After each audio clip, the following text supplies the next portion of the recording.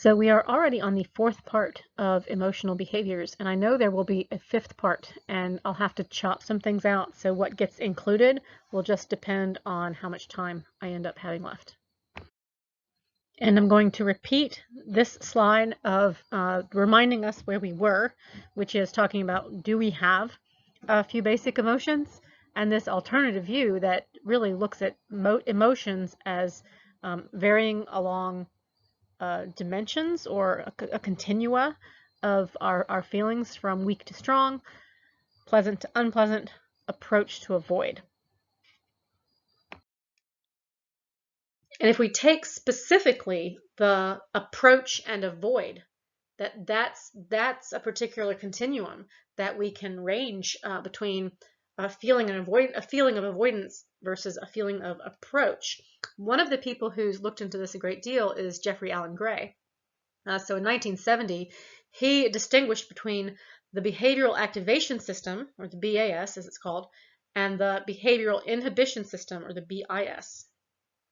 And there are particular brain areas associated with these approach versus avoid emotions. So people with high BAS, so high activation or approach, they have increased activity of the left hemisphere, especially the frontal and temporal lobes. They have a lower or low to moderate autonomic nervous system arousal, and then a tendency to approach as this behavioral activation system is more active. These approach emotions are, we used to talk about this, or they used to talk about this as, if you have more activity in the left frontal hemisphere, you're going to tend to be more happy, whereas if you have more activity in the right frontal hemisphere, you're going to tend to be more depressed. But what they realized later was it has to do with more maybe approach or activation, and so that's not just related to the emotion of happiness, it's also related to the emotion of anger. Then if we look at people with high BIS, so behavioral inhibition system, or increased kind of avoidance and inhibition of emotion and moving towards things, they have increased activity of right frontal and temporal lobes, increased attention and arousal, and so increased autonomic nervous system kind of response that's just kind of constantly there, and a high level of arousal. Inhibited actions, and this is related to emotions of fear, really fear and disgust. I'm going to put depression in there as well, as we see people with high right frontal activity are more likely to be depressed. And in fact, we can see people who have, so they get damage to their left frontal lobe for some reason, and that pretty much guarantees they're going to start having some depression. If you have like a car wreck where you hit the front left frontal part of your brain. The other thing I think that's really important, that's really basic to talk about with emotions, is the functions of why. Why do we have these things called emotions? Because some of them clearly appear to have adaptive value. Okay, fear leads to escape, anger leads to attack, and sometimes we need to attack.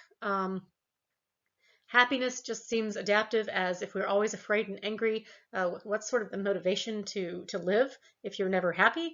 But we might ask about the adaptive values of things like depression and more generalized anxiety. But these emotions that have the high adaptive values, they allow us to make quick decisions, and they help us to make moral decisions. People who are not able to feel fear or feel anger, they actually have a lot more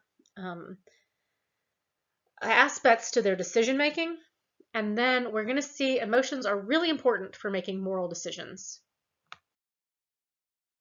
There are 4 vignettes in the book, and I usually go through them all and talk about them with the class for a little while. I'm going to quickly go through the 3 that are part of this picture. You can read the book. The last one is comical, and but these first 3 are the basic trolley problem, right? And the basic trolley problem was actually, if a trolley is coming down a track and you see that it's going to hit these 5 people, would you flip the switch so that it kills 1 person instead of 5 people? Okay, trolley problem is a basic moral dilemma. The second one, though, so these other ones have kind of built off of the base. That's the basic trolley problem, but these other ones have built off of that, and so they ask, so okay, the train is coming down the track. This is a description, but here there's a relatively heavy-set person on a bridge with you, and you figure out that if you pushed that heavy-set person into the way of the trolley, that it would slow the trolley down enough that the people would notice it. And don't start getting all logical on me and say, why don't you just yell at the people, or why don't you jump in front of it yourself, or any of those things, because that's not the way the trolley problems work. So in this one, you are pushing someone in order to save that. You're pushing them in the way of the train to save those 5 people. And the third one is, would you push someone off of a sinking lifeboat if it seemed like the lifeboat could only hold 5 people, and you are on there as well, and there are 6 people on the lifeboat? Would you push someone off the sinking lifeboat? Okay, usually, so I have you guys think about this. You might want to pause it and think about that for a second, but I'm going to walk through what usually happens in our minds with the first one. There is this moral dilemma. And there is a part of your brain, which I'm going to go ahead and, spoiler alert, tell you, it's the ventromedial prefrontal cortex. So this area that's really right behind the eyes, okay, right in the middle and behind the eyes. That area of your brain goes, there's this, I just want to say there's this, kind of feeling. But a lot of us say yes, right? We are making a choice to kill 1 person instead of 5. In B, I usually have at least some people still raising their yes, I would do that. Other people would be no. Why? I mean, this is you're a much more active participant in the murder of a person when you are going to push them off the footbridge. And if you're like me, you'd be like, what makes me think I could push that person off the footbridge? They wouldn't just like throw me over or hurt me. But again, logic is not supposed to. That kind of logic is not part of the dilemma. But yeah, so most of us go, no, not everybody. And you can think, what did you feel? Like, well, maybe, yeah. But a lot of us go, no, that's a much more active participation. And I have even a stronger, I don't feel comfortable with that. In C, the question is, really, you're saying you're going to save your life and for not only the 4 others, but your own life. And a lot of people say yes, but again, I'm like, why wouldn't I just jump off the lifeboat? Why wouldn't we take turns? There's lots of logic that really doesn't work.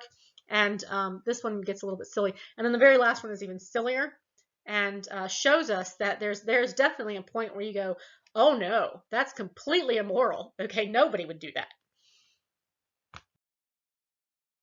So if any of those made you do this kind of, that would feel kind of wrong, and the decision is still, how much am I an active participant, how much am I not? But in any case, it's going to not feel right. And in the cases where you say, no, I would not do that at all, it feels that feels really wrong. And that feeling, I'm going to say, is in the ventromedial prefrontal cortex. It's not in but that's the area that is giving you the kind of conscious aspect of the emotional pieces and parts of these decisions. So what are the emotional consequences of my decision? He brings up here, maybe for the second time, maybe just for the first in the book, because I talked before about Phineas Gage, who was the man who had the tamping iron go through his left cheek and out through the middle, so it actually went and damaged his ventromedial prefrontal cortex. That a lot of that story, we don't exactly know what happened because it's become almost an urban legend. There's just been lots of stories about Phineas Gage, and it occurred a long time ago.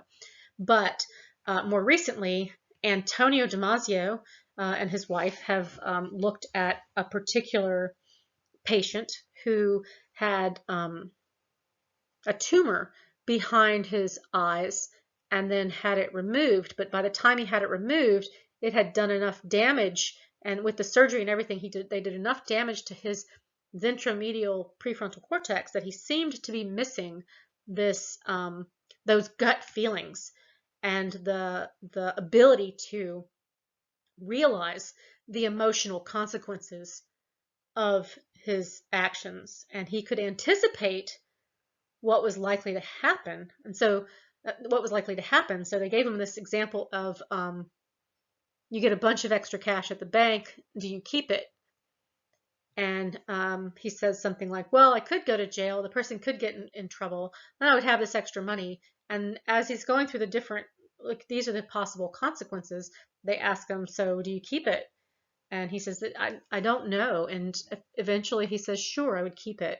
But those feelings, I might go to jail, the person might get in trouble, they don't seem to influence his behavior. And even the, oh, I could do all these things with the money, that kind of, those emotional consequences, they aren't really influencing his decision. There's just this kind of, yeah, money's good, kind of, more is good logic. So it's more about, for people missing that area of the brain, it's more about what is the logic? What does it logically make sense to do?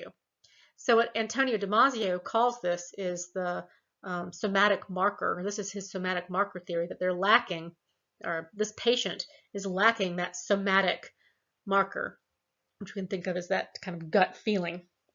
And he's quoted as saying, emotions are inseparable from the idea of good and evil, because really our emotions such as happiness and pleasure and sadness and guilt and those consequences, they influence our decisions. So this particular patient, he lost his job, lost a lot of his money on get rich quick plans, lost his wife. We can't really make good decisions without that somatic marker. And I have one more decision-making game that they played, and I'm not going to go through all these different examples of what's going on with A, B, C, and D, but you can see if you just pause and read through them that A and B, it's not going to be good to draw through the cards. People with damage to, it's not going to be comfortable because you could possibly lose a lot of money. People with damage to the prefrontal cortex or the amygdala, they show no nervous tension drawing from stacks A and B, and they continue to draw from them. So we can make a lot of different kinds of bad decisions if we don't have those kinds of somatic markers. If we don't have the nervousness when we are likely to have negative emotional consequences. I'm going to talk just a bit about attack and escape behaviors, these kind of related behaviors of fight or flight, and I'm putting this in here just to do the introduction and bridge through, because I feel like these were split up before, and now I think I'm splitting things between the attack and escape behaviors, but I want you to keep in mind that they are pretty related. Attack and escape behaviors are very related. If we think about the autonomic nervous system response, and we have this kind of fight or flight response, that's attack, fight, or escape, flight. We actually talk about it as a fight, flight, or freeze response. Sometimes we just freeze. He gives us the example of a cat playing with a mouse or other small animals. So we think of the cat, we watch this and it looks like the cat is playing and being really sadistic, right? They'll bat the thing around, look like they're playing with it, run off for a second, like they're playing some game. But really what's happening is they're attacking, and then the autonomic nervous system is just active. And so sometimes they're reading that as fear, and they do the flight off, and they look and make sure it's safe, and then they attack again. So they're really dealing with that fight or flight and going back and forth. And in fact, if we give the cat a small enough animal, the cat will just go in for a quick kill. If we give the cat some sedation, the cat will go in for a quick kill because they're not having as much fear, so they're not doing the escape piece. If the animal is large enough, the cat just will not attack at all and be more likely to go on the escape route of that. So one of the reasons I really like to talk about attack and escape behaviors is so that we are talking about these different nuclei and these different areas of the amygdala, which I feel pretty remiss that we often miss the motivated behaviors. And talking about these little nuclei, these little specific areas of the hypothalamus. We did a little bit of that with sleep and wake, but they're these very quite small structures in the brain. We've done enough research that we know quite a bit about the various nuclei and what they do. So the first one he starts talking about is the corticomedial area of the amygdala. And he talks about with this how we are building up activity there after we have attacked, and the fact that we have a higher probability of a second attack. So he gives us the example of hamsters. So if we see a hamster and then a second hamster comes in its territory, that first hamster is going to attack, most likely. And then we see if another hamster comes in his territory within the next 30 minutes, that hamster is even more ready to attack. We see even a higher probability of an attack. And that during that time, during that 30 minutes after the first attack, we're seeing this buildup of activity in the corticomedial area of the amygdala. So again, we're talking about this really quite small structure, as amygdala means something like almond, and it is this really small almond-shaped structure, bilateral, as we have amygdalae, as I sometimes say the plural. And you can see what he's done is taken this little piece and show us the magnification there, and we're going to talk about most of these areas, at least some of these areas. So we just talked about the corticomedial nucleus, where we see the buildup of activity after we have an attack and are likely to attack again. We are also going to talk, I'm pretty sure if I remember correctly, we're definitely going to talk about the central nucleus and the lateral nucleus. And I can't remember, sometimes there's a piece that I skip and it might be the basal nucleus. But there are some pictures of the amygdala and the kind of taking apart of this small structure and looking at those specific nuclei. As with many of our personality traits, our characteristics, we see effects of heredity and environment on whether or not we're likely to show violent behavior or to be violent. Some examples of the heredity aspect of this. So monozygotic twins resemble each other much more than dizygotic twins with regard to violent and criminal behavior. We also see that we tend to resemble our biological parents more so than our adopted parents in those adoption studies. We also see effects of the environment, though, as we know that if we are growing up in a household with violence, so if we are the victim or a witness of violence in childhood, we're more likely to show violent tendencies. Living in a violent neighborhood is associated with more likely to have violent tendencies, and exposure to lead. So a really different kind of environmental factor that's important to keep in mind is the potential for brain damage, and lead does damage an area of the brain, so really part of the prefrontal cortex that is going to make it more likely that a person becomes violent. As with many of our personality traits, our characteristics that are really more complicated, there is no specific gene that we can point to say we're going to be more likely to be a violent person or to have a lot of violent behavior.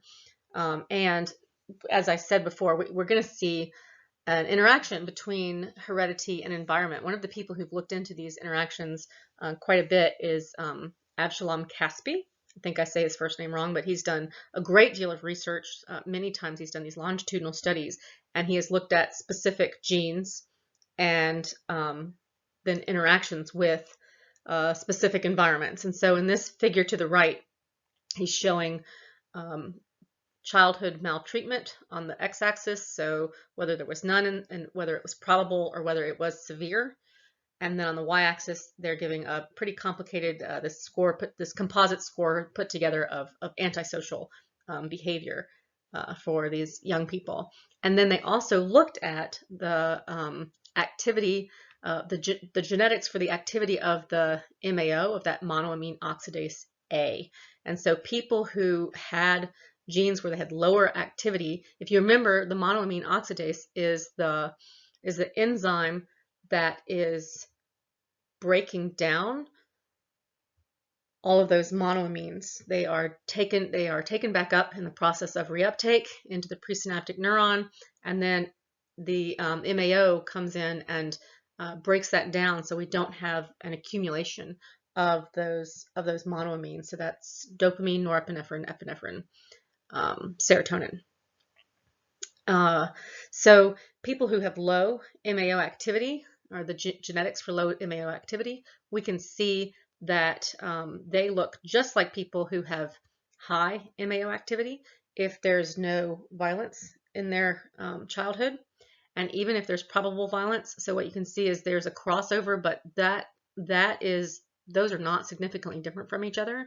It is when we see in their childhood severe maltreatment that we see a difference in these people, where people with high MAO activity are less likely to show antisocial or violent behavior, and people with low MAO activity are more likely. And this has been, some of his studies have not been replicated, but this one has been replicated several times.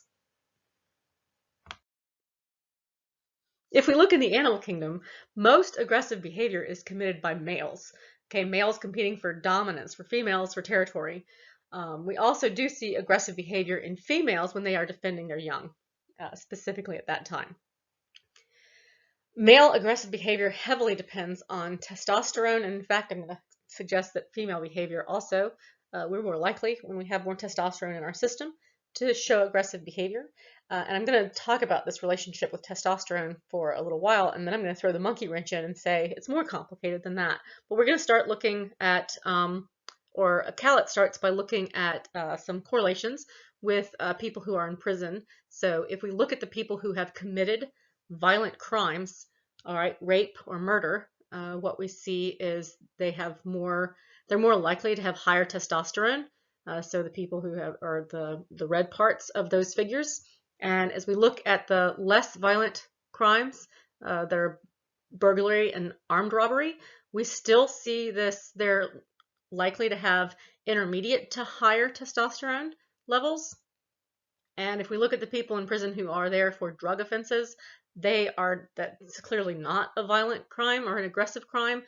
They are the ones who have the lowest testosterone levels of the people in prison. Again, this is correlational study.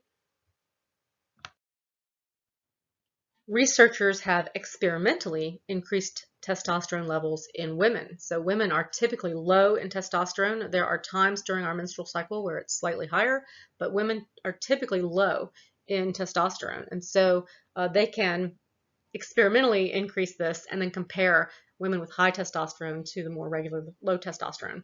Terberg et al. Did this and found that women who received testosterone spent more time looking at angry faces. Wright et al. Did this, and they had women make judgments about visual stimuli, and the women did this either individually or in pairs. And then half of those women in each of those conditions were given testosterone, and then half were not given testosterone. When it came to making those judgments individually, the women did not differ whether they were higher in testosterone or not. But women who were making those judgments in pairs were less accurate. They were more likely to argue, and the dominant woman was the one who was more likely to make the decision, and they were not necessarily the person who was correct. This goes along with the research that shows that committees work more harmoniously if they have a high percentage of women on them. As I said when I started talking about testosterone, it is not that simple where we see just high levels of testosterone mean that I'm going to be more violent or have more aggressive behavior. They have also looked at serotonin. So lower levels of serotonin appear to be correlated with more aggressive behavior, more violent behavior. I'm going to start with some animal studies and then talk about a human study. So with the animal studies, I need to introduce this estimate of serotonin level, or serotonin turnover, which they get as from a measure of 5-hydroxyindolacetic acid. I'm going to start saying 5-HIAA because it's, even though it's a little bit longer, it's actually more simple to say. So this is serotonin's main metabolite that they can get a measure from the cerebrospinal fluid. So Valzelli has done several studies looking at male mice, and he often does this thing where he isolates them for some amount of time. So in this study, he isolated male mice for 4 weeks, and that increased their aggressive behavior. It also decreased their serotonin turnover. They also had strains of mice with just lower serotonin turnover, and they were even more likely to show aggressive behavior. They've also done a really fascinating study where they just examined monkeys after getting this measure of 5-HIAA, and they put those monkeys into categories of the lowest, the middle levels of 5-HIAA, and the highest levels of 5-HIAA. So the monkeys with the lowest levels of 5-HIAA, right, they have the lowest levels of serotonin. And what they found was those monkeys were more likely to attack a larger monkey. Okay, and if you think about how much sense that makes, they're not likely to win that fight, and yet they're still likely to attack. And there were other measures of this, not just violent or aggressive behavior, but also impulsive behavior. So these monkeys with the lowest levels of 5-HIAA were also more likely to swing from tree to tree and make longer jumps, that they were less likely to grab on to the limb of the other tree. And few of those monkeys in the lowest category survived past the age of 6.